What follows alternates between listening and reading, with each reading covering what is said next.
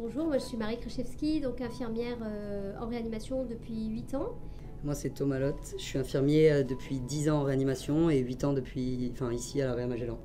On a une réanimation du coup avec plusieurs spécialités puisqu'on fait du chirurgical et du médical, digestive et thoracique. Et on fait aussi les greffes hépatiques et bipulmonaires. On a 35 lits, actuellement on a 30 lits d'ouverts qui sont répartis en 7 modules de 5 lits.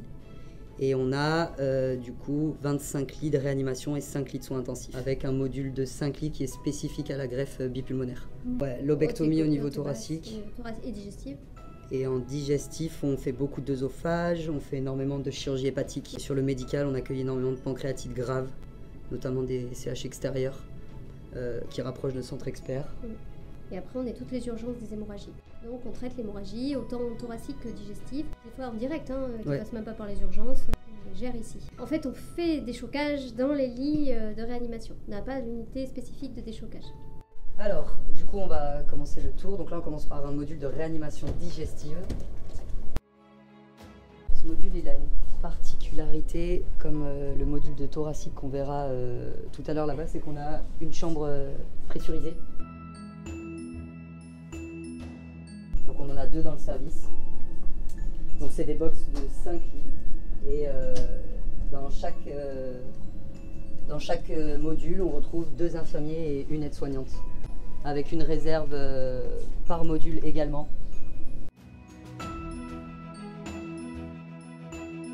Donc nos collègues en train de faire leur tour.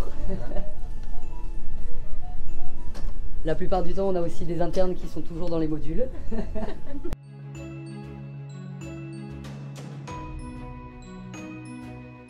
Là, on a une des thérapies d'épuration extra-rénale qui est en cours, notamment une des machines. Voilà, on en a 12 dans le service à disposition. Les chariots aides-soignants, chariots infirmiers, voilà, tout est sur roulette. On a des box qui font 18 mètres carrés.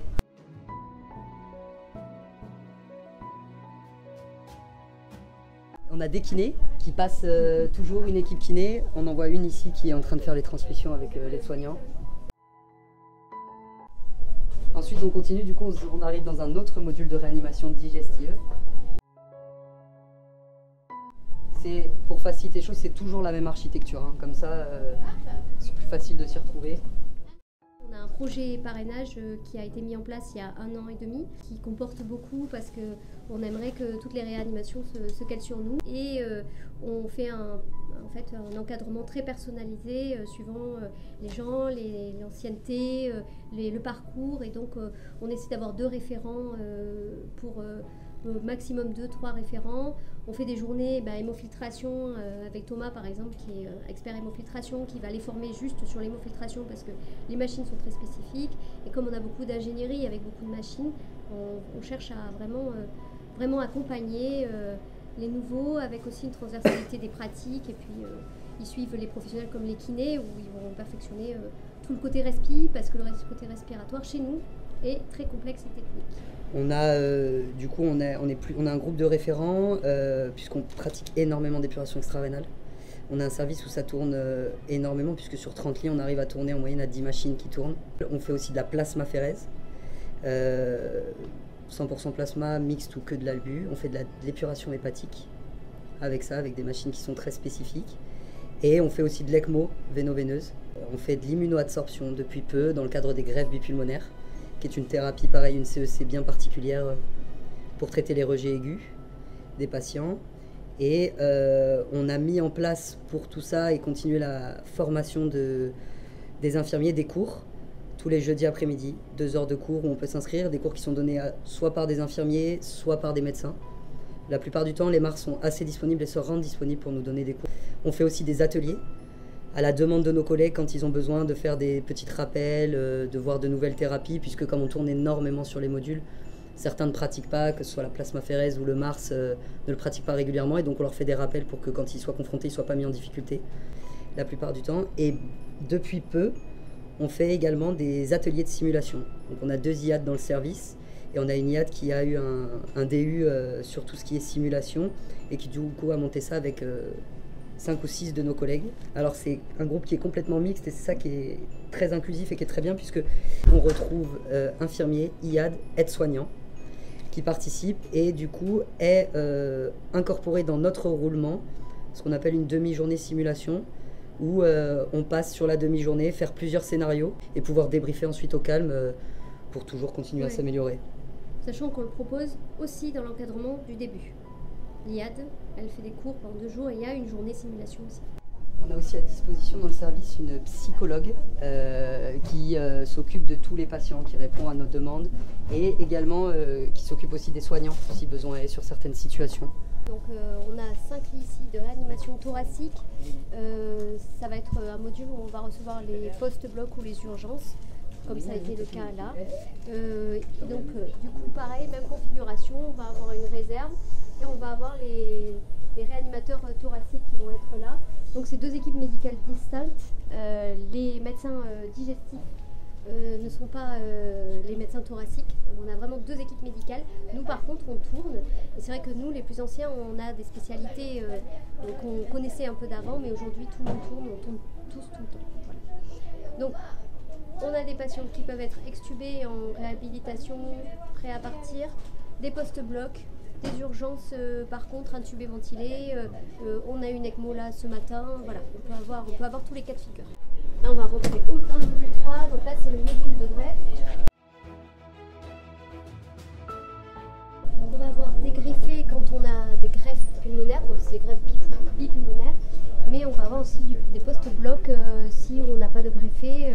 Voilà, en urgence, on va avoir des urgences aussi. C'est juste que c'est chiant de...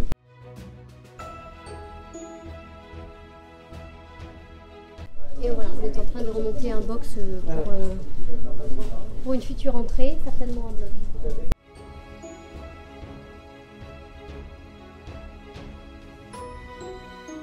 Et ensuite on va se diriger du coup Vers le 6. vers le module 6 et 7. Donc l'avantage ici aussi c'est qu'on a les médecins toujours à proximité puisque là sur le côté ce sont toutes les chambres de garde. Donc on a la nuit et le week-end on a un réanimateur de garde en digestif, un réanimateur de garde en thoracique et un interne qui lui s'occupe que de la partie digestive. Ici c'est une salle où sont donnés tous les cours, c'est la salle de staff.